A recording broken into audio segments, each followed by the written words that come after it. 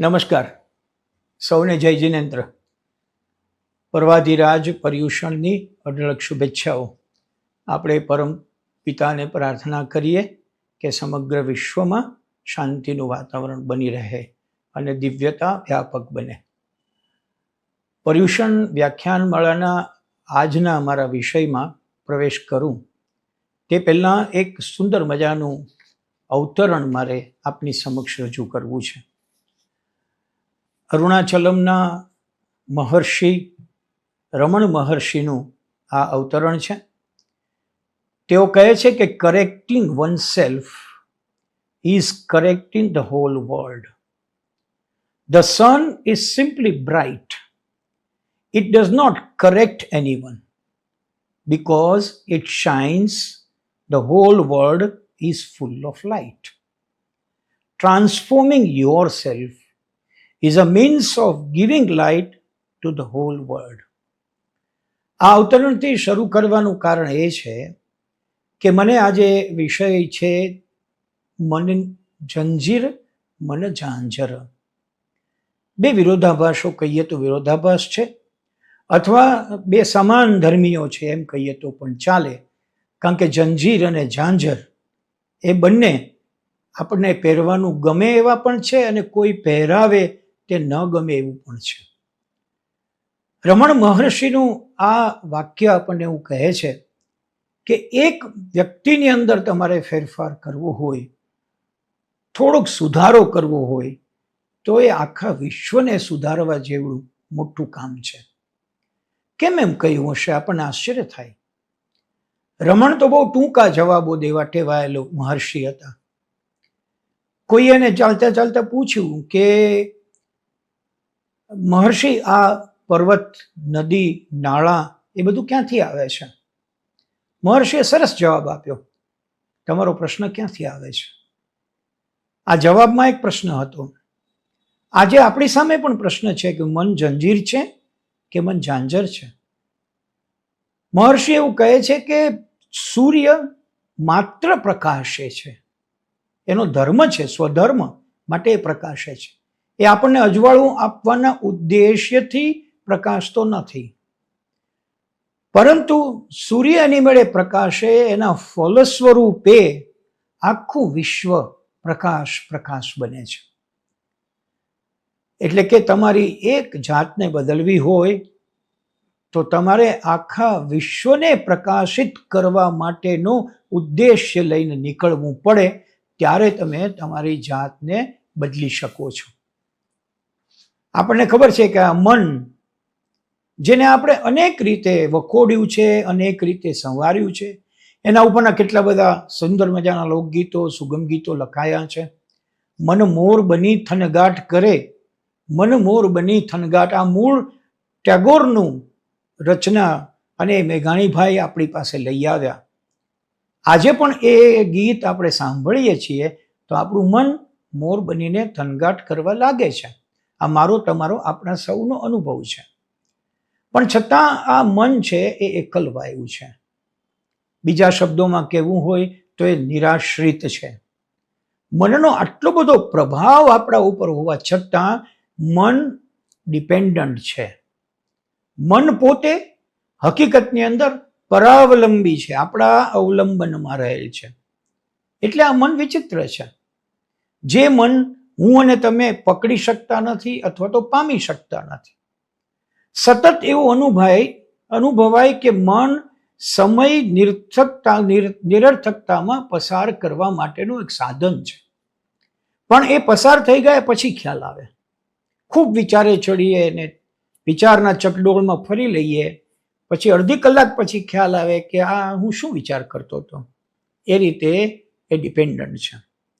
આપણી ઈચ્છાઓને પોષવામાં, આપણી વાસનાઓને સંતોષવામાં, શબ્દોને વાંચવામાં, સિદ્ધાંતોને સમજવામાં, સલામતીને શોધવામાં, કશુંક બનવાની દોડમાં, કશુંક પુરવાર કરવાની દોડમાં, સ્વયંને સાબિત કરવા માટેની દોડમાં, ઘટનાઓની રાહ જોવામાં, અન્યને સમજવામાં, અનેકને સાચવવામાં, અહમ આપણો છે એને મોટો કરવામાં, ક્યારેક અહમને સંતાડવામાં અને ક્યારેક આપણા જ અહમનો ભાર આપણને લાગે ત્યારે એને ઉપાડવામાં આપણું જીવન બરાબર વ્યતીત થાય છે. આ જે શૃંખલા મેં રજૂ કરી એ શૃંખલા એવું કહે છે કે મન જંજીર છે. જંજીર એટલા માટે છે કે આટલા બધા પરિમાણોથી મન મને બાંધી રાખે છે. મારા બાહ્ય પ્રતિભાવોને કોઈ મૂલ્ય આપવા માટે હું મનનો ઉપયોગ કરવા માટે પ્રેરાઉં છું. પરિણામે આજે એવું બન્યું છે કે મનનો હું ગુલામ બનું છું અને એટલે મન જંજીર છે. વિચારવા જેવું છે. મુદ્દો બહુ મહત્વનો છે. પણ એક વાત નિશ્ચિત છે કે બહારથી જે ઇન્દ્રિયો મેસેજ મોકલે છે તે મેસેજ હકીકતમાં મન પાસે જાય છે. એક સાદી વાત, શરીર, મન અને પ્રજ્ઞા આ આત્મનના 3 પરિમાણો છે. શરીર છે એ બાહ્ય ઇન્દ્રિયો પૂરી પાડે છે, હાલવા ચાલવાના અંગો આપે છે, એ દુનિયાથી સંપર્કમાં આવે છે અને દુનિયામાં સંપર્કમાં આવે ત્યારે જે એને સંદેશા મળે, સંદેશા એટલે કે આ સારું છે, આ સારું નથી, આ ખાટું છે, આ તીખું છે, બહુ દુઃખી થયો, આ બધા સંદેશાઓ છે. એ સંદેશા તે અંદર મોકલે છે. મન એને વેલકમ કરે છે. મન છે એ વેલકમ બોક્સ છે. એ પોતે ડિનાય નથી કરતું અને વેલકમ કર્યા પછી એ ઇન્ટેલેક્ટ સુધી લઈ જાય. એ દરમિયાન પોતાના મત, પોતાના દૃષ્ટિકોણ અથવા પોતાના અભિપ્રાય સાથે એ ઇન્ટેલેક્ટમાં બાહ્ય ઇન્દ્રિયોના સંદેશાને મોકલે છે. ઇન્ટેલેક્ટ એટલે પ્રજ્ઞા. એ પ્રજ્ઞા આપણા પાસ્ટ ડેટા, અગાઉના અનુભવોના આધારે એનાલિસિસ કરીને એનો જવાબ આપે છે. એટલે આમ કહો તો મન એ રિસીવર છે અને આમ કહો તો મન એ ડિલિવર છે. એ કશુંક રિસીવ કરે છે, આગળ મોકલે છે. પ્રજ્ઞા મોકલે છે, રિસીવ કરે છે, પાછું આપણને બહાર અંગો ઉપર આવે છે. સામેની વસ્તુ ખરાબ છે કે સારી એ જોઈએ છીએ, પણ એનો સાચો સંદેશો આપણને અંદરથી મળે છે, એ મન આપે છે. મનમાં તમારો પ્રતિભાવ કેવો પડ્યો, મનને તમે કેવી રીતે એનું મૂલ્યાંકન કરવાની છૂટ આપી, એના ઉપર તમારો બધો જ જીવન પ્રભાવ છે. સાદામાં સાદી વાત આપણે કરીએ કે અમેરિકાના પ્રમુખ અબ્રાહમ લિંકન એક વખત વ્હાઇટ હાઉસ તરફ જતા હતા. એ દરમિયાન એમણે એક ભૂંડને કાદવમાં પડેલું, કિચડમાં પડેલું જોયું અને એ પોતે મરી જાય એવું તરફડતું હતું. પ્રમુખ ત્યારે અમેરિકાના પ્રમુખ ન રહ્યા, પણ એ સ્વ જેનો આત્મન અબ્રાહમ લિંકન છે એ બની ગયા અને પરિણામે એને પોતાના કપડાની પરવાર કર્યા વગર કાદવમાં ઝંપલાવ્યું અને ગમે તેમ કરીને ભૂંડને બહાર બચાવી લીધું. ત્યાં ઉભેલા લોકોએ આશ્ચર્ય વ્યક્ત કર્યું કે તમે પ્રેસિડેન્ટ છો, તમે તમારા કપડાને પણ ગંદા કરવાનું વિચારી શકો છો, તમે ખરા છો? તમે હમણાં વ્હાઇટ હાઉસમાં જશો આ સ્થિતિમાં? બહુ શાંતિથી અબ્રાહમ લિંકને કહ્યું, આમાં કંઈ નવું નથી. મેં ભૂંડને નથી બચાવ્યું. હકીકતની અંદર ભૂંડને બચાવીને મેં ઉપકાર નથી કર્યો. મેં તો મારી જાતને બચાવી છે. એ ભૂંડમાં મેં મારી જાતને જોઈ કે જે કીચડમાં ફસાયેલી હતી, એટલે મેં કશી પરવા કર્યા વગર એને બચાવી લીધું છે. મેં કોઈ કામ કર્યું નથી, મેં કોઈનું દુઃખ દૂર કર્યું નથી. હકીકતમાં મેં મારું દુઃખ, એમને જોઈને જે મને દુઃખ થયું એ દુઃખને દૂર કરવા માટે અંદર ઝંપલાવ્યું છે. હવે જુઓ, આ વાત જે છે એ મનને એકદમ રેશનલ રીતે વાળવાની વાત છે. આવી રીતે બધા વાળી શકે? હા, વાળી શકે. બટ એમાં પ્રેક્ટિસ મેક્સ મેન પરફેક્ટ. તમારે પ્રયાસ કરવો પડે. To be positive, to see the right side, never think about the other side. આ બધા નાના નાના સૂત્રો છે, બહુ બધા બોલે છે. તમારે પ્રેક્ટિસ કરવી પડે. તમને જે વસ્તુ ન ભાવતી હોય એ 10 વાર તમે ખાઓ તો ભાવવા લાગે. કોઈ ફિલ્મી ગીત તમને ન ગમતું હોય પણ 10 દિવસ રોજ સાંભળો તો તમને ગમવા લાગે. આ સીધી થિયરી આમાં કામ લાગે છે, બીજું કશું જ નથી.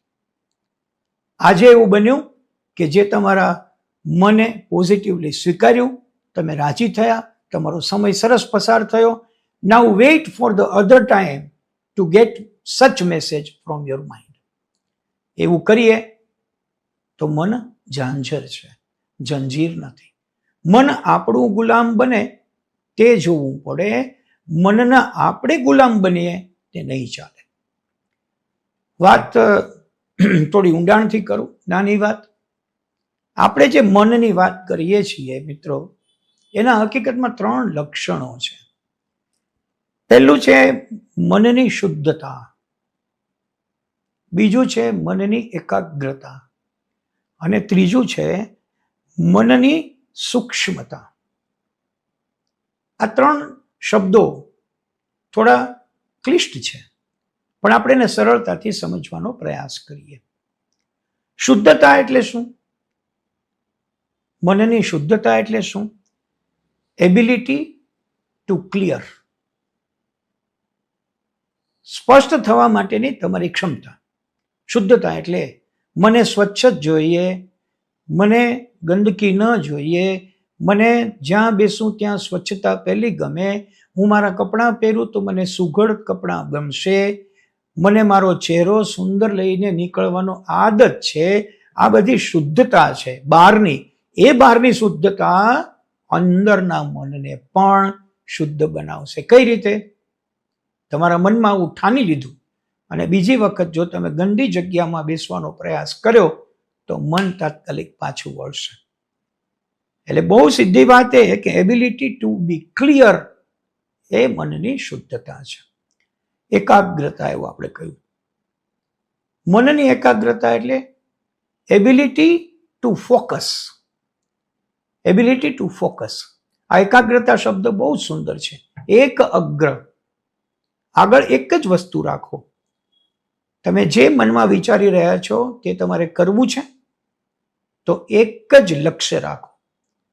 વન વે ટ્રાફિક કરો. Don't એલાવ other vehicles two enter in that street. આ એકાગ્રતા એટલે એબિલિટી ટુ ફોકસ. તમે નિશ્ચિત છો કે તમારે શું કરવું છે, ક્યારે કરવું છે, કેમ કરવું છે? તમારા માઇન્ડમાં એનો કોઈ નકશો છે? નથી તો પહેલા ઘડો. ઘડીને પછી એમાં આગળ વધો તો તમારા માટે મન ઝાંઝર બની જશે. અને ત્રીજો મુદ્દો, સૂક્ષ્મતા. મનની સૂક્ષ્મતા. મનની સૂક્ષ્મતા એટલે બહુ સીધીને સચ વાત, એબિલિટી ટુ ગો ડીપ. ઊંડા ઉતરવાની ક્ષમતા. હું જે વિચાર પામીશ એમાં ઊંડો ઉતરીશ. હું જે કાર્ય કરવાનું નક્કી કરીશ એમાં પહેલા ઊંડો ઉતરીશ. એના બધા જ પાસાઓ વિશે વિચારીશ અને પછી જ એ કામ હું શરૂ કરીશ. This is ability to go deep. જે કરો છો એના ઊંડાણમાં જાઓ. કોઈની સાથે વાત કરતા તમે કામ સ્વીકારો છો તો કામમાં ખરેખર શું કરવાનું છે તે ઊંડે સુધી જઈને જાણી લો. મનના આ 3 લક્ષણો જો આપણને મનમાં બેસી જાય તો હું માનું છું કે મન જંજીર ન બને, ઝાંઝર બને. મનની શુદ્ધતા, મનની એકાગ્રતા અને મનની સૂક્ષ્મતા. કદાચ તમને એવું લાગે કે આપણે જીવનના બધા જ કાર્યો જો સુંદર રીતે કરવાનું મન બનાવેલું હોય તો પછી આપણે નબળું કામ કેવી રીતે કરી શકીએ, કેમ વિચારી શકીએ? જીવન જીવવાનું કામ એ બહુ ક્ષમતાનું કામ છે, આનંદનું કામ છે. ઈશ્વર સુધી જવાનો એક સરળ રસ્તો છે કે તમે આજની ક્ષણને આનંદમાં જીવો, એટલે તમે ઈશ્વરની સાથે છો. તો પછી આ કામની અંદર શુદ્ધતા હોય, એકાગ્રતા હોય, સૂક્ષ્મતા હોય તો જ મન છે એ તમારી સાથે ઝાંઝરની જેમ ઝમકતું ચાલ્યા કરવાનું છે. મનના આ 3 લક્ષણો પછી એક થોડી સૈદ્ધાંતિક વાત આપણે સમજીએ. વેદાંતિક સાહિત્યમાં અંતઃકરણ એવો શબ્દ છે, અને આ અંતઃકરણ મનના 4 કાર્યો છે. આ 4 કાર્યો એ હકીકતમાં મન જંજીર બને કે ઝાંઝર બને તેના લિટમસ પેપર ટેસ્ટ જેવા છે. અંતઃકરણ એટલે શું? મન, બુદ્ધિ, ચિત્ત, અહંકાર. આ આપણે સાધુ ભગવંતો પાસેથી સાંભળેલા 4 સરસ મજાના આધ્યાત્મિક શબ્દો છે.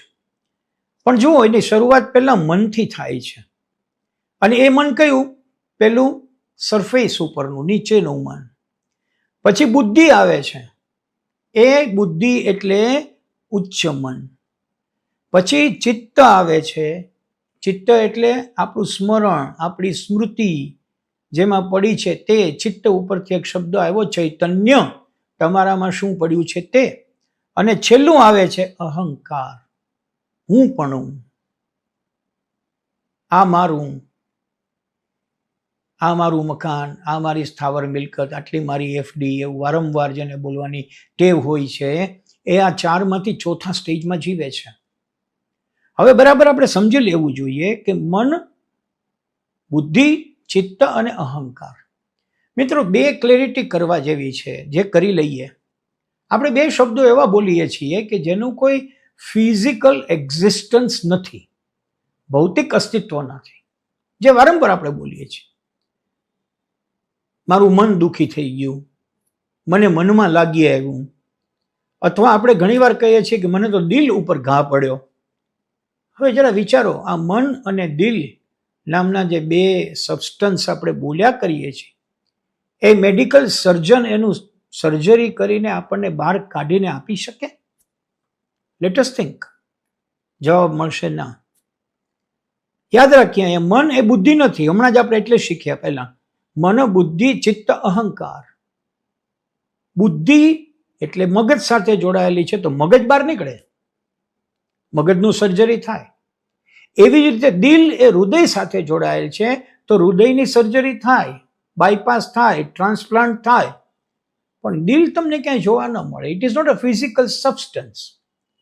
પણ એ ફિઝિકલ સબસ્ટન્સ ન હોવા છતાં આ મન અને દિલ એ આપણા જીવનને જકડીને બેઠેલા છે. આપણને મનમાં લાગી આવે, આપણું દિલ દુભાઈ જાય, એવું આપણે વારંવાર બોલીએ છીએ. તો યાદ રાખવું પડે કે ખરેખર મન એ એવા પ્રકારનો સબસ્ટન્સ છે કે જે નથી છતાં છે. દિલ એવા પ્રકારનો સબસ્ટન્સ છે કે જે નથી છતાં છે. આપણે અક્ષાંશ રેખાંશ માટે કહીએ છીએ કે રેખાઓ છે, પણ શોધવા જાઓ તો ક્યાંય રેખા દોરેલી મળતી નથી. મન અને દિલનું આવું જ છે. એવા મનને જાળવવા અથવા સાચવવાની વાત આવે ત્યારે આપણે ખાસો વિચાર કરવો પડે. જે નથી છતાં છે. આપણે આંખો બંધ કરીએ, આપણે ચાલતા હોઈએ, આપણે ખાતા હોઈએ, કે ઇવન આપણે સૂઈ ગયા હોઈએ, તો પણ જે કાર્યરત છે એ આપણું મન છે. અને છતાં આપણે એમ કહીએ કે મન નામનો કોઈ સબસ્ટન્સ જેને હાથમાં ઉપાડી શકાય એવું નથી. આવું કેમ બને છે? બને છે એનું કારણ સીધું છે. આપણે લોકો ધીમે ધીમે કરતા ડર અનુભવીએ છીએ, એનું કારણ પણ આ મન છે, જેને આપણે સમજ્યા નથી. પછી આમ થશે તો, અકસ્માત થશે તો, માનો કે પ્લેન તૂટી પડશે તો, આ તો જેટલા છે 3 મણના તો, એ હકીકતમાં ભય છે. ભય સૂચક છે કે જે ભય આપણને વારંવાર ડિસ્ટર્બ કરે છે, અને એ પેલા મનમાંથી આવે છે. એટલે એમ કહેવાય કે એ સમયે મન એ જંજીર છે. હવે સમજીએ સાહેબ, મન કેવી રીતે અસર કરે છે. એનું એક સુંદર મજાનું ઉદાહરણ હું તમારી સાથે શેર કરું. એકનાથ મહારાજ, મહારાષ્ટ્રનું બહુ મોટું નામ, બહુ સાધુ, સરસ મજાના ધ્યાન અને ઉપાસનામાં, સાધનામાં જીવન ગુજારે, નામના પણ મોટી. એક વખત એક વ્યક્તિ રોજ આવે, ત્યાં બેસે અને રોજ જતો રહે. એક દિવસ એણે એકનાથજીને આવીને કહ્યું કે મારે તમને એક પ્રશ્ન પૂછવો છે. હું રોજ આવું છું, તમને રોજ જોઉં છું, મારે એક પ્રશ્ન પૂછવો છે કે તમે સિદ્ધહસ્ત વ્યક્તિ હો, એટલો સાધુ છો, પણ શું તમે ખરેખર બહારથી જેટલા પવિત્ર છો તેટલા અંદરથી પણ છો? આ મને સહજ જિજ્ઞાસા થઈ છે, એટલે મારે પૂછવું છે. એકનાથ મહારાજે કહ્યું કે તારા પ્રશ્નનો તો જવાબ આપું, પણ તું મારી સાથે વાત કરતી વખતે જે હાથ આવી રીતે કરતો હતો ને દોસ્ત, એમાં મેં તારી રેખા જોઈ છે. એટલે હું મારો જવાબ આપું એ પહેલા તારું ધ્યાન દોરું કે તારી મૃત્યુની રેખા નજીક છે. 7 દિવસની અંદર તારું મૃત્યુ થઈ જશે. એટલે તારું ધ્યાન દોરું છું. હવે હું તને જવાબ આપું. પેલો યુવક કે મારે જવાબ નથી જોતો, મારે હવે અહીં હાજર જ નથી રહેવું. અને હજી એને એકનાથ મહારાજ કંઈ કે ત્યાં તો એ ભાગ્યો. એકનાથ મહારાજને થયું કે આ બહુ કરી, પણ એમ સમજતા હતા કે મેં આવું કેમ કીધું છે. પેલો માણસ ઝડપથી ગયો, પોતાના જેટલા લેણા દેણા બધું હતું એ પૂરું કરી નાખ્યું. જેને ક્ષમાયાચના કરવાની હતી એને ક્ષમાયાચના કરી. 7 દિવસમાં ભવિષ્યનું થાય એટલું પોતે આયોજન કર્યું. પોતાની પત્ની, મા બાપ સૌની પાસે ક્ષમા માગી, મારાથી કંઈ ભૂલ થઈ હોય તો. અને 6 દિવસ પૂરા થયા અને બીજે દિવસે 7મા દિવસના મૃત્યુની બરાબર અપેક્ષા રાખીને બેઠો હતો. ત્યાં સાંજે એકનાથ મહારાજ એને ઘરે આવ્યા. એને જોઈને ઘરના બધા રડવા લાગ્યા કે આ મહારાજે કહ્યું એમાં મારો દીકરો 7મે દિવસે જવાનો છે. પણ એને કીધું તમે રડો નહીં, મને એમની પાસે લઈ જાઓ. એ ક્યાં છે? તો અંદર એ ખાટલા ઉપર સૂતો છે. તો બીમાર છે? તો કે ના, બીમાર નથી, પણ એકદમ માનસિક બીમારીમાં આવી ગયો છે. એકનાથ મહારાજ એની નજીકમાં જાય છે. પેલો સૂતા સૂતા પ્રણામ કરે છે અને કહે છે કે મારી પ્રશ્ન પૂછવામાં આપને કોઈ ભૂલ થઈ હોય, મારાથી કંઈ એવું થઈ ગયું હોય તો માફ કરજો, હું કાલે વિદાય લેવાનો છું. એકનાથ મહારાજે કહ્યું કે બેટા તું ઊભો થા, તારી વિદાય કાલે નથી. શું વાત કરો છો? હા, તારી વિદાય કાલે નથી. 7 દિવસ બાકી છે એવું કહ્યું ત્યારે આ 7 દિવસમાં તે કોઈ પાપ કર્યું છે? તે કોઈને દુઃખ પહોંચાડ્યું છે? તે કોઈની હત્યા કરી છે? કોઈને મારવાનો પ્રયાસ કર્યો છે? કોઈને લૂંટી લેવાનો પ્રયાસ કર્યો છે? બોલ, શું કર્યું છે? છોકરાએ કહ્યું કે કેવી વાત કરો છો? 7મે દિવસે મરી જવાનું નક્કી હોય તો કોઈ આવું કરે કે બધું જીવી લે? એકનાથ મહારાજે કહ્યું કે મારા પ્રશ્નનો જવાબ તે જે આપ્યો ને એમાં આવી ગયો છે. હું તો તારા પ્રશ્નનો જવાબ આપવા આવ્યો છું. તે કહ્યું એ જ તારો જવાબ છે. જો 7 દિવસ હોય અને તમે ખોટું કાંઈ ન કરો, તમારું મન એવું પ્રબળ બની જાય કે સત્ય સિવાય કાંઈ નહીં, અહિંસા સિવાય કાંઈ નહીં, કરુણા સિવાય કાંઈ નહીં, તો જે કાલે મરી જવાનો છે એવી તૈયારી કરીને બેઠો છે એ ભીતરથી ન સુધર્યો હોય એવું તું માને છે? મને તો એમ જ છે કે હું કાલે જતો રહેવાનો છું. એટલે હું જેવો બહાર દેખાઉં છું એવો તને અંદર દેખાઈ રહ્યો છું. મારે ને તારે જીવવાની આ પ્રક્રિયા કરવા જેવું છે. મિત્રો, સ્વામી વિવેકાનંદ બહુ સુંદર વાત કરે છે. એમ કહે છે કે રોજ રાત્રે એવું માનીને સૂવો કે આજે મારી છેલ્લી રાત્રિ છે. તો તમે બીજે દિવસે ઉઠશો ત્યારે આજે મારું નવું જીવન છે એનો સંતોષ તમારી સાથે હશે. વિવેકાનંદજી કહે છે કે આપણને મૃત્યુનો ભય એટલો ડરાવે છે. આપણે રોજ સામે જોઈએ છીએ કોઈને કોઈ તો મરે જ છે, પણ આપણે એમ માનીએ છીએ તો કોઈને કોઈ મરે છે, મારું મરવાનું થવાનું નથી. તો મનને આપણામાં રાખવાનો એક સરસ ઉપાય એ છે કે એને શુદ્ધ રાખવાનો, એને એકાગ્ર રાખવાનો, એને સૂક્ષ્મ રાખવાનો. રોજ વિચાર કરીએ કે આજે મારો છેલ્લો દિવસ છે. રાત્રે બીજે દિવસે સવારે નક્કી કરીએ કે આખી જિંદગી મારી છે અને એવી રીતે આપણે કામ કરીને આગળ વધીએ. આપણે એવું યાદ રાખીએ છીએ કે મન કહે છે કે કરવું પડે છે. આ વાત સાચી નથી. જો આપણે વિચારીએ કે નાનો નિર્ણય લેવામાં પણ હું દ્રઢતાપૂર્વક નિર્ણય લઈ શકું છું, તો મન આપણને ફોલો કરે છે. એક વસ્તુ સમજવા જેવી છે. ટેકનોલોજીએ પણ હવે આપણી સમક્ષ આ વાતને સ્પષ્ટ કરી દીધી છે. આજે સવારના ઉઠીને મેં ભયની 2 વાત કરી તો મારો આખો દિવસ ભયજનક જવાનો છે. સવાર પડીને મેં શંકા વ્યક્ત કરી તો મારા 24 કલાક શંકામાં વીતવાના છે. જે ઇનપુટ તમે પહેલો આપ્યો છે એ જ ઇનપુટ અલ્ગોરિધમ પ્રમાણે વારંવાર આવતો રહેવાનો છે.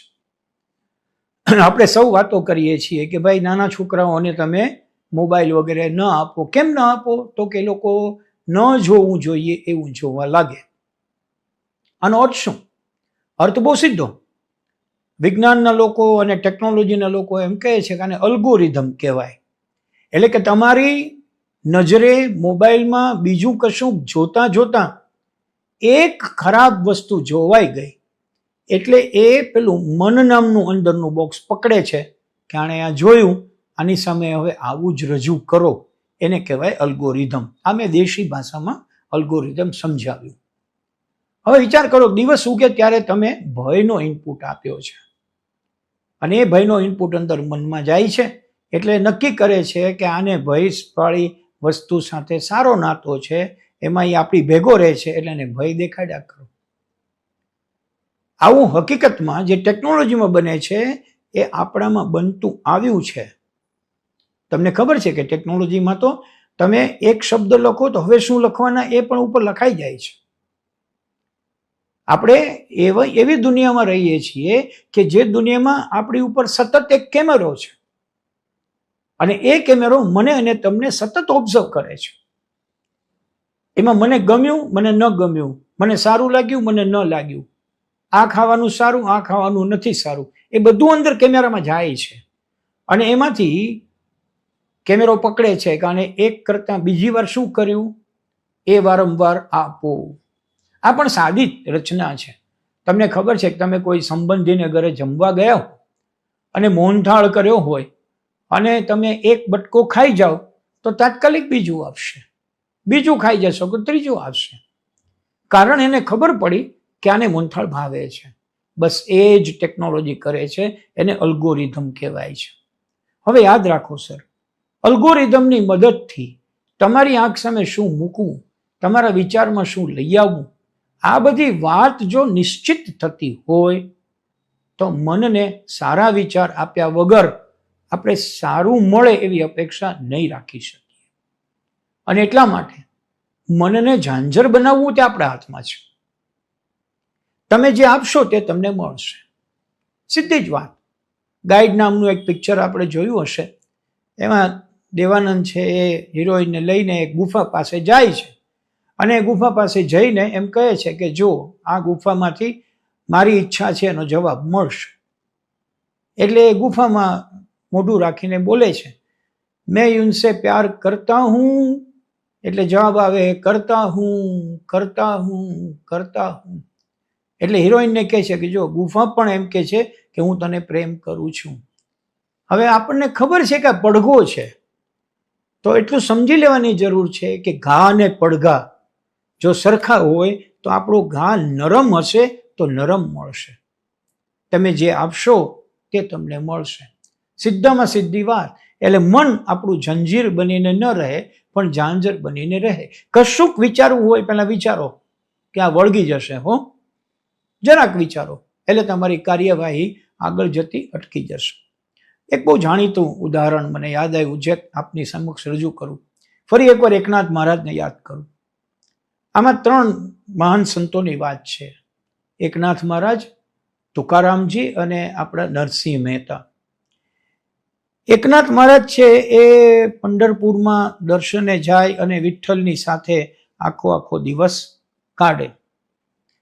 એકનાથજીને લાયક પત્ની મળી હતી. પત્ની બહુ સારી હતી. પત્ની એમ કહ્યું હતું કે તમે ધર્મ ધ્યાન કરો, તમે ભગવાનની પૂજા અર્ચનમાં રહ્યો, તમે ઘરની ચિંતા ન કરતા, એ હું સંભાળી લઈશ. C try to understand.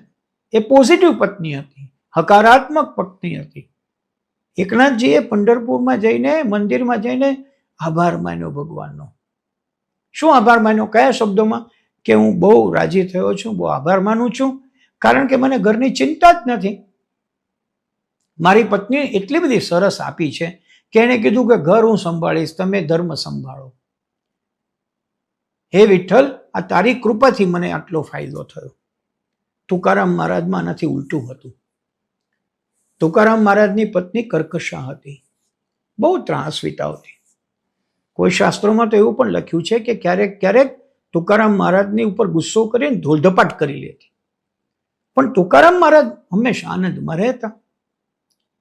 Eknathji જે મંદિરમાં ગયા એમાં તુકારામજી દાખલ થયા અને એણે જઈને કીધું, ભગવાન તારો ખૂબ આભાર માનું છું, તે એટલી સરસ પત્ની આપી છે કે એ એના કંકાસમાં પડી છે, એટલે મારે ઘર સામું જોવાની જ કોઈ જરૂર નથી પડતી.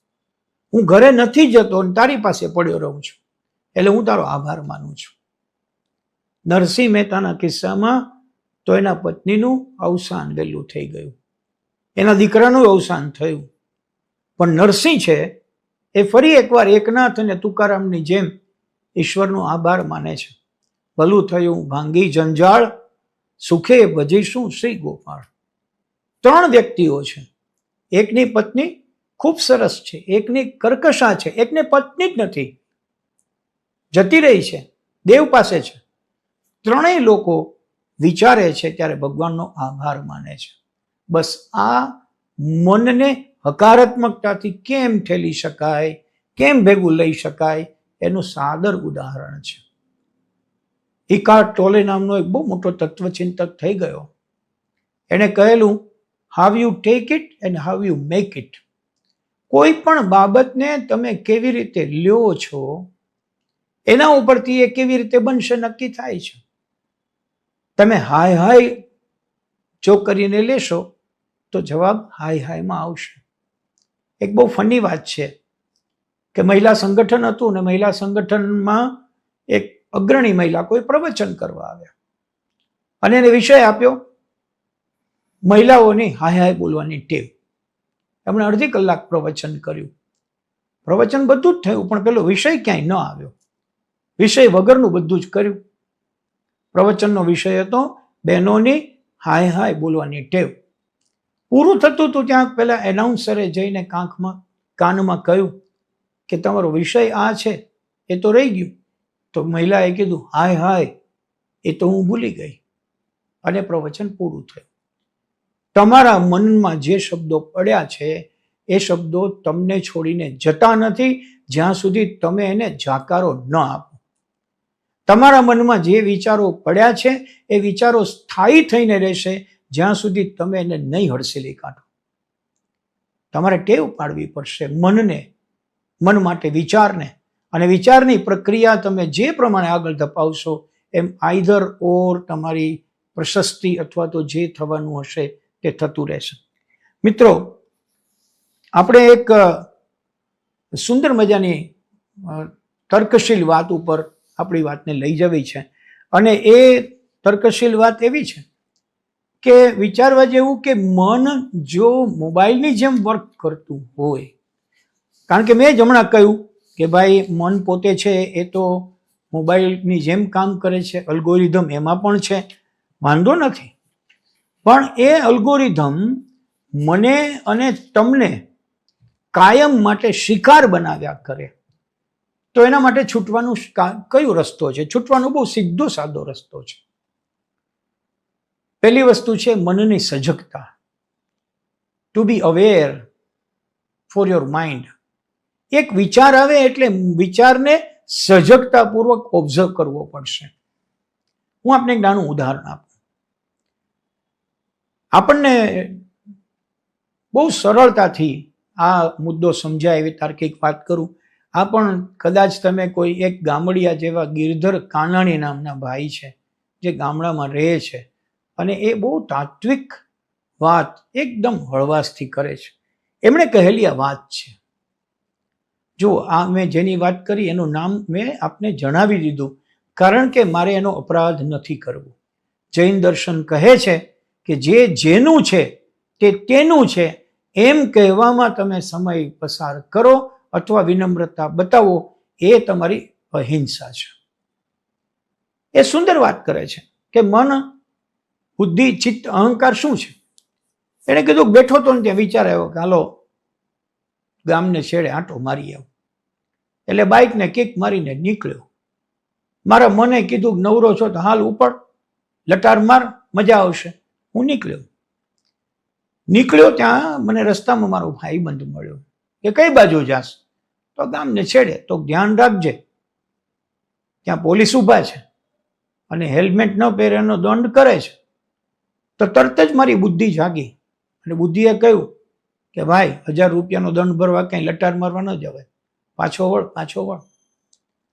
ત્યાં વળું ચિત્તની અંદર વિશ્લેષણ થઈને એવો ડેટા આવ્યો, કાંઈ 1000 રૂપિયાનો દંડ ન હોય, એ તો એ ન જોવે એમ ચાતરીને વયા જવાય. મન, બુદ્ધિ, ચિત્ત, ત્યાં પેલો અહંકાર જાગ્યો. મને કોણ રોકે? રોકે તો ખરો, જોઈ લઉં છું. આ 4 સ્ટેપ વિચારના ચાલ્યા. એકમાં આનંદથી ઉપડ્યા, બીજામાં તમને કોઈએ ડરાવ્યા, વિચારવા માંડ્યા, ત્રીજામાં તમારા ચિત્તે કહ્યું કે ભાઈ એવું બનવાનું નથી, ચોથા અહંકારે વસ્તુ પકડી લીધી, કાંઈ કોઈ ન કરે, તને કોણ કોઈ કરે. આ તને કહ્યું એટલું મોટું થયું કે નક્કી કર્યું કે જવું છે, અને પછી જે થયું તે થયું. પછીની મેં વાત નથી કરવી. વાત તો આપણે એ કરવી છે કે તમને મન, બુદ્ધિ, ચિત્ત અને અહંકાર કેવી રીતે ભેગા આવે તમને ખબર ન પડે. વિચારો બદલાવાની આખી ફ્રીક્વન્સી એટલી ફાસ્ટ હોય કે તમને એનો ખ્યાલ નથી આવતો, છતાં બદલી જાય છે અને એની અસર થઈ જાય છે, તે આપણને ખબર છે. આ જ પ્રક્રિયા ઊંધી પણ ચાલે. તમે નીકળી ગયા અહંકારને લઈને, તમને રોકવામાં આવ્યા, 1000 રૂપિયા દંડ થયો અને તમે દંડ ભરીને પાછા ફર્યા, ત્યારે એ અહંકાર શાંત થઈ જશે જેણે તમને ઉશ્કેર્યા હતા. એ વખતે તમને પેલું મન શાંત થયેલું લાગશે, તમને પેલી બુદ્ધિ થશે, કાંઈ કોઈ ન લે, ચાલ ને નીકળ ને. તો એટલે બુદ્ધિગમ્ય કામ કર્યું ગણાશે કે અહંકાર શૂન્ય કામ કર્યું ગણાશે. એટલે આ 4 પગથિયાં એકબીજા સાથે અંદરો અંદર પરોવાયેલા છે, અને પરોવાયેલા પગથિયામાં આપણે ક્યારે ભેરવાઈ જઈએ એ નક્કી નથી. આપણા જીવનની અંદર ઘણી ઘટના આવી બને છે. મેં તો એક સાદી સરળ ઘટનાથી તમારી સાથે વાત કરી. મન નામનો આ જે સિદ્ધાંત છે, એને આપણે માકડું કહ્યો, એને આપણે કુદાકૂદ કરતું જીવજંતુ કહીએ છીએ. મન છે એ ચોર છે એવું આપણે બોલીએ છીએ. જે વિશેષણ આપીએ તે આપી શકાય, ખોટા નથી. પ્રસંગે મન પોતાના વિશેષણોને સાચા પડે છે. પણ એટલું નિશ્ચિત, આ મનની અંદર એક વખત જે વિચાર ગરી જાય, ઘૂસી જાય, એ જો બહાર કાઢવાની સતર્કતા ન રાખીએ તો મન તમને સુખ શાંતિથી બેસવા દેતું નથી. એક નાનકડી મજાની વાત કરું. એક રાજા હતા, બધી વાતે સુખ હતું અને એને માથે ટાલ પડી ગઈ. ધીમે ધીમે વાળ ઉતરવા લાગ્યા, ટાલ પડી ગઈ. હવે રાજાને ખૂબ ખરાબ લાગ્યું કે આ બધું છે અને માથે વાળ નથી, આ તો બરાબર ન કહેવાય.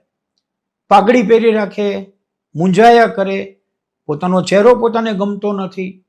એટલે રાજાએ એક વખત એલાન કર્યું કે મારા માથા ઉપર જે વાળ ઉગાડી આપે એને 100 સોના મોર આપો. નગરમાં ઢંઢેરો પીટવામાં આવ્યો. બાદશાહનો કોઈ નજીકનો માણસ હતો, મંત્રી, એને જઈને ગામમાં કહ્યું કે આવું કોઈ માણસ મળે તો આપો, આપણા રાજા ખૂબ દુઃખી છે, એનામાં ટાલ ઉપર વાળ ઉગાડવા છે. એક વાણંદ બહાર આવ્યો અને એને આવીને કહ્યું કે હું કરી દઉં. તો કે ધ્યાન રાખ ભાઈ, 100 સોના મોરના લોભમાં કઈ નક્કી ન કરતો. વાળ નહીં ઉગે તો પછી આપ રાજા છે, પણ તું યાદ રાખજે. વાણંદને કહ્યું કે કહેવાય તો ગયું છે, હવે શું કરવું? એટલે એને કીધું પણ મારી એક શરત. લઈ ગયા રાજા પાસે. રાજાએ કીધું કે તારી શરત શું છે? તો કે હું વાળ ઉગાડી દઉં તો $100 100 હીરામણી આપવાના તમારે. ન ઉગાડું તો મારી ઉપર કઈ પ્રત્યાઘાત નહીં આપવાનો, પણ મારી શરત એ છે કે હું જ્યારે માથામાં માલિશ કરવાની તેલથી શરૂઆત કરું ત્યારે તમારે વાંદરાનો વિચાર નહીં કરવાનો. રાજાને થયું આપણે ક્યાં વાંદરાનું વિચારીએ જ છીએ ભાઈ, અને આમ તો થોડું કોઈ વાંદરા વિશે વિચારે. કઈ વાંધો નહીં, ચાલ તારી શરતનું પાલન કરીશ, હું વાંદરા વિશે નહીં વિચારું. સમજો, આ વ્યંગથી આપણને અધ્યાત્મ તરફ લોકો લઈ જાય છે. પેલા વાણંદે માલિશ શરૂ કર્યો અને 5 મિનિટ થઈ ત્યાં રાજાને વિચાર આવ્યો કે આ વાંદરાની વાત આણે કેમ કરી હશે, હું તો કોઈ દી વાંદરાની યાદ કરતો જ નથી. પછી થયું એવું કે ઉપર પેલો માલિશ કરતો જાય અને રાજા વાંદરાની ભેગા ઘુમરે વિચારમાં ચડતા જાય. વાંદરો ક્યાંય નહોતો એની ખાતરી હતી, છતાં પણ વાળ ઉગાડવાની આખી પ્રક્રિયાને વાંદરો યાદ ન આવવો જોઈએ એ એક વિચારે ડિસ્ટર્બ કર્યું. કોઈકે નાખ્યો શબ્દ, શરત કોઈકની હતી, પણ એ કોઈકની વાત મારા મનમાં આવી ગઈ એટલે હું એના ચક્રમાં ફસાયો. હકીકતમાં મન ઝાંઝર મન જંજીર એ વિષયને આપણે બદલીને એવું કહેવું પડશે કે મન મંદિર મન પ્રાર્થના. ઝાંઝર અને જંજીર બેમાંથી કશું નથી જોતું, કારણ કે બંનેમાં એક્સ્ટ્રીમ, બંને અંતિમો છે, બંને છેડાઓ છે. જંજીર તો છે જ, પણ ઝાંઝર સાથે રાખીને આખી જિંદગી ન જીવી શકાય. પરિણામે આપણે એમ કહેવું પડે મન મંદિર મન પ્રાર્થના. અને હકીકતમાં આપણા સંતો મહંતો પણ એવું કહે છે કે પ્રાર્થના એ મનમાં કરવાની વસ્તુ છે. આપણે એમ પણ કહીએ કે પ્રાર્થના એ મનને કરવાની વસ્તુ છે કે હે મન, તું મને સાચો માર્ગ દેખાડતું રહે છે. પણ એવું ન મળે ત્યારે આપણે કોઈ બાહ્ય સંત પુરુષ કે ઓલિયા ફકીરને મળવું હોય છે, અને આપણને નાનકડો ફાયદો કરાવીને સાચો રાહ પકડાવી દે છે. મોહમ્મદ પૈગંબર સાહેબ પાસે ઘણા લોકો દુઆ લેવા આવે. એક વ્યક્તિએ આવીને કહ્યું કે પૈગંબર સાહેબ, હું અલ્લાહને વાસ્તે લડાઈમાં જવા ઈચ્છું છું. પૈગંબર સાહેબ હસ્યા. એને કહ્યું વિચાર બહુ સારો છે, પણ તારી માં જીવે છે? હા, મારી માં જીવે છે ને. પૈગંબર સાહેબે પાછો પ્રશ્ન પૂછ્યો કે તું જતો રહે તો એની સારવાર કરવા માટે કોઈ ઘરે છે? તો કે ના, એની સારવાર કરવા માટે તો કોઈ નથી, હું જ છું. પૈગંબર સાહેબે સરસ જવાબ આપ્યો કે તો જા, તારી માની સેવા કર, કારણ કે એના પગમાં જ જન્નત છે. જે જન્નત માટે થઈને તું લડાઈ કરવા જવાનું નક્કી કરી બેઠો છે. તમે જો, સમજદાર કોઈ ઈશારા કાફી હૈ એવું આપણે બોલીએ છીએ. આપણા કોઈ બુદ્ધ પુરુષ, આપણા કોઈ આત્મીય પુરુષ, સંત મહંત સૂફી લોકો ક્યારેક ક્યારેક એક નાનકડો ચમકારો કરી જતા હોય છે, અને એ ચમકારાના માર્ગે આપણે વળવાનું શરૂ કરીએ તો મને એમ લાગે છે કે અનેક પ્રશ્નો, અનેક ભ્રમણાઓ આપણી દૂર થઈ જાય છે. બહુ પેલી જાણીતી વાત છે કે નાસ્તિકે આવીને સંતને જરા ગરબડ કરવી હતી, એટલે એને પૂછ્યું કે તમે ભગવાનમાં માનો છો? હા, માનું છું ને. ભગવાન છે એવું તમે માનો છો? તો હા, માનું છું. અત્યારે છે એવું તમે માનો? તો માનું છું. સાબિત કરો. નાસ્તિક નાસ્તિક છે અને આસ્તિક આસ્તિક છે. જેમ નાસ્તિકે નકાર પકડી રાખ્યો, તેમ પેલા આસ્તિક ફકીરે હકાર પકડી રાખ્યો. બરાબર, આ યુદ્ધ જીવનમાં ચાલતું હોય ત્યારે આપણે સમજવાની જરૂર છે કે હકાર જ જીતશે, નકાર જીતશે નહીં. માટે આપણો પક્ષ હકાર તરફ હોવો જોઈએ. પેલા નાસ્તિકે કહ્યું સાબિત કરો કે ભગવાન છે. હવે પેલા સંત ફકીર તો શું કરે, ભગવાનની પૂજા કરતા હતા, અને એને પંચપાત્રની અંદર સરસ મજાનું પંચામૃત ભર્યું હતું. એક આચમની ભરી અને પેલાને કીધું લે. એને પોતે આચમની લીધી. પછી એને પૂછ્યું કે આ શું છે? તો કે એ પ્રસાદી છે, પંચામૃત છે. તો કે એમ નહીં, આ છે શું? તો કે દૂધ છે. શું કરવું? પી જા. એટલે પેલો માનીને પી ગયો. કેવું લાગ્યું દૂધ? તો કે ગળ્યું લાગ્યું, ખાંડ છે અંદર. તે જે દૂધ પીધું ને એ જ દૂધ આમાં પંચપાત્રમાં પડ્યું છે. એમાંથી ખાંડને અલગ કરી મને પછી આપ. જા બેસી જા ખૂણે. સંત છે, એને ઈશારો કરતા આવડે છે. એટલે કીધું કે આ પંચપાત્રમાં ભર્યું બધું લઈને જા અને ત્યાં ખૂણે બેસી જા. ખૂણે જઈને મને બે જુદા કરી દે, ખાંડ જુદી પાડી આપ. પેલો માણસ તો મૂંઝવણો મુકાઈ ગયો કે કેવી રીતે થાય, અને નતમસ્તક થયો. એણે કીધું કે મારી ભૂલ થઈ ગઈ. તો કે બેટા તારી ભૂલ નથી, સારું થયું તે પૂછી લીધું. તારી આ ઉંમરે આવું કોકને પૂછતા રહેવું, પછીની જિંદગી આપણી બહુ સુંદર રીતે ચાલે. અને તે પૂછ્યું એટલે મેં તને જવાબ ન આપ્યો, સાબિતી જ આપી. જેવી રીતે આ દૂધની અંદર સાકર છે છતાં દેખાતી નથી, અનુભવાય છે, સ્વાદ અનુભવાય છે, એવી જ રીતે આ ઈશ્વર આપણી આજુબાજુ છે જ, પણ એને અનુભવવાનો હોય. ક્યારે વિચાર કર્યો કે રાત કોણ પાડે છે? ક્યારે વિચાર કર્યો કે દિવસ કોણ ઉગાડે છે?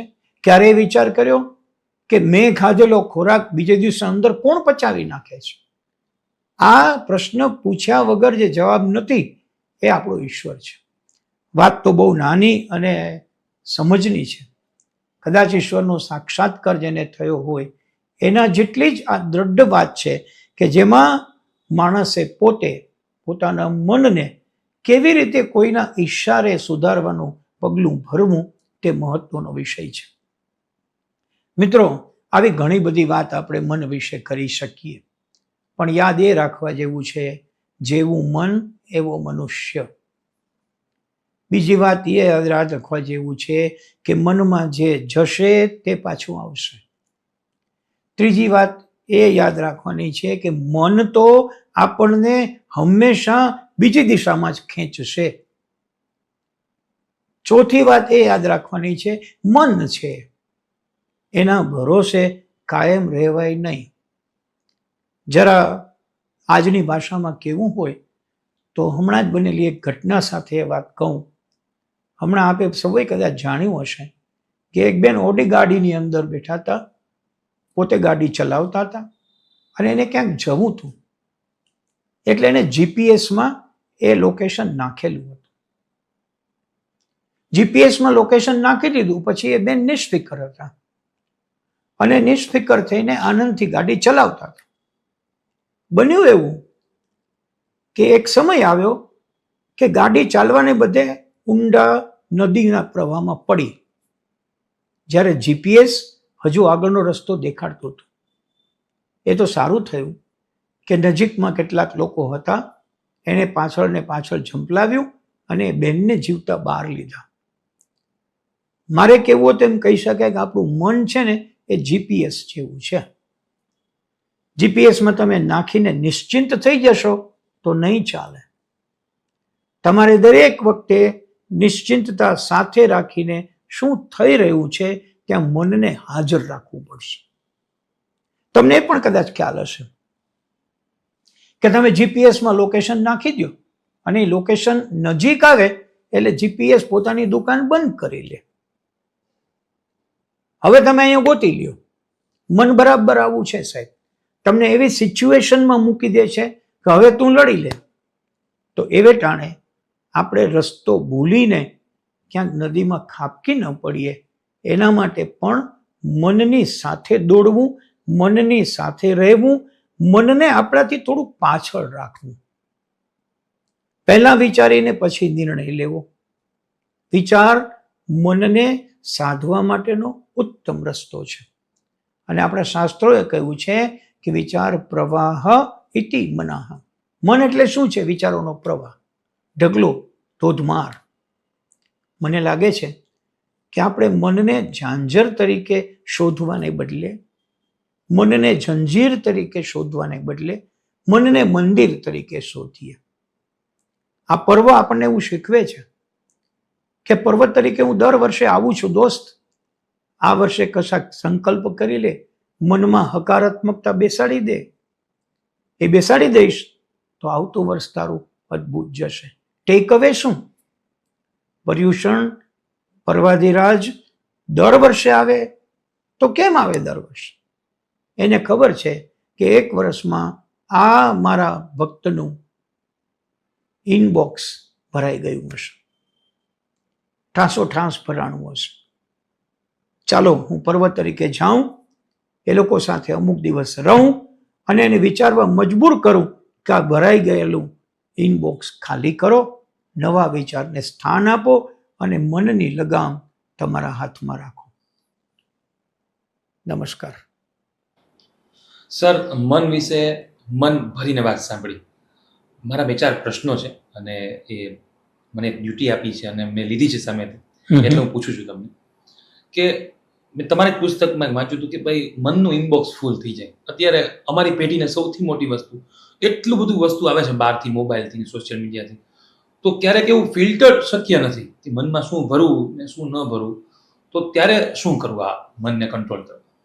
આ પ્રશ્ન આમ જુઓ તો શાશ્વત છે. ગઈકાલે પણ આ તકલીફ હતી, ભૂતકાળમાં પણ આ તકલીફ હતી, અને આજે હવે ટેકનોલોજી આવી એટલે આપણને આ મન ને એનું ઇનબોક્સ ને એ શબ્દો સમજાણા.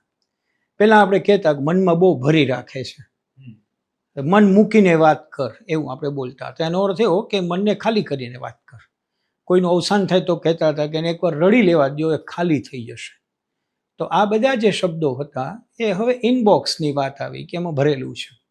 પણ આમ તમે જુઓ તો ખ્યાલ આવે કે ઇનબોક્સમાં અનેક મેસેજ આવતા જાય, એક પછી એક, અને આપણે વાંચીએ અથવા ન વાંચીએ અથવા જે કંઈ કરીએ, પણ એક સમય આવે કે જ્યારે આપણને મેસેજ મળે છે કે મેસેજ એવો છે કે ભાઈ તમે આ જે ડસ્ટબિન છે, ઇનબોક્સ એટલે ડસ્ટબિન, એને ખાલી કરો, કારણ કે હવેનું મારે જે નાખવું છે ક્યાં નાખીશ.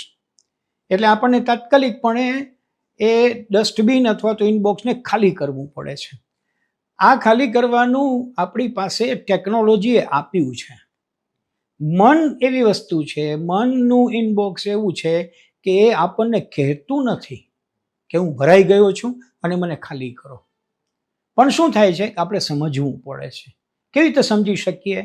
એકના એક વિચારો ઉપર આપણે ફર્યા કરીએ પાછા, એકના એક પ્રકારના ગીતો આપણને ગમ્યા કરે, એકના એક પ્રકારની વાતો આપણને વધુ ને વધુ આપણી નજીક રહે, અથવા આપણને પોતાને એમ લાગે કે આપણામાં આપણે કંઈ નવું નથી ઉમેરતા, ત્યારે આપણે પોતે જ આપણા મનના ઇનબોક્સને ખાલી કરવું પડે.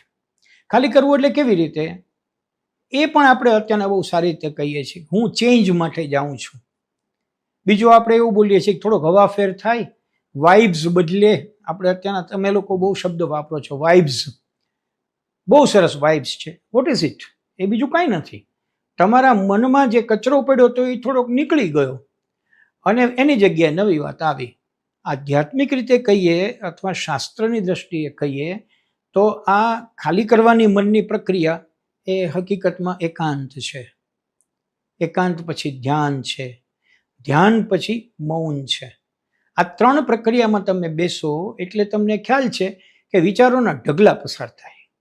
તમે શાંત બેસી ન શકો. શાંત થવું ખૂબ અઘરું છે અને એના માટે તમારે ખૂબ કસરત કરવી પડે. પણ વિચારોના આમ પ્રવાહના પ્રવાહ, ટુકડાના ટુકડા આવી જાય, એ તમે જોઈ લીધા ધરાઈને, એટલે તમારું મન એના તરફથી ખાલી થયું. આ રીતે મનનું ઇનબોક્સ ઠાંસો રોજ ભરાય. તો આપણે રોજ એને ખાલી કરવા માટે આ 3 સાધનો કરવા જોઈએ. સેકન્ડ ક્વેશ્ચન, સર, મન બહુ ચંચલ છે, બધું આપણે સાંભળ્યું, વાત કરી છે, પણ ઘણી વાર કેવું થાય છે કે એક જ વસ્તુને આપણે એમ થાય કે આનું આજે મન છે કરવાનું, એ જ વસ્તુનું પાછું બીજે દિવસે મન ન હોય, તો શું મનની પરિસ્થિતિ આ વાતાવરણને પ્રસરિત કરે છે અથવા તો મનની મુશ્કેલીઓ કંઈ વધે છે? તો એવું કેમ થતું હશે? મન શેનાથી ભરાય છે? આપણે વાત કરી ભરાઈ જાય, શેનાથી ભરાય છે? તો આપણને ખબર છે, આપણને ઇન્દ્રિયો આપી છે, જ્ઞાનેન્દ્રિય, કર્મેન્દ્રિય, આપણે બધું જાણીએ છીએ એટલે ડિટેલમાં નથી જતો. આ ઇન્દ્રિયો આપણો બાહ્ય સંપર્ક કરે છે. આ બાહ્ય સંપર્કમાં જે વસ્તુ આપણે જોઈએ છીએ, સાંભળીએ છીએ, ટેસ્ટ કરીએ છીએ, એના વેવ્સ અંદર જાય છે. એટલે આજે માનો કે અત્યારના આપણે એસી રૂમમાં બેઠા છીએ એટલે આપણને આ કામ કરવાની મજા આવે છે.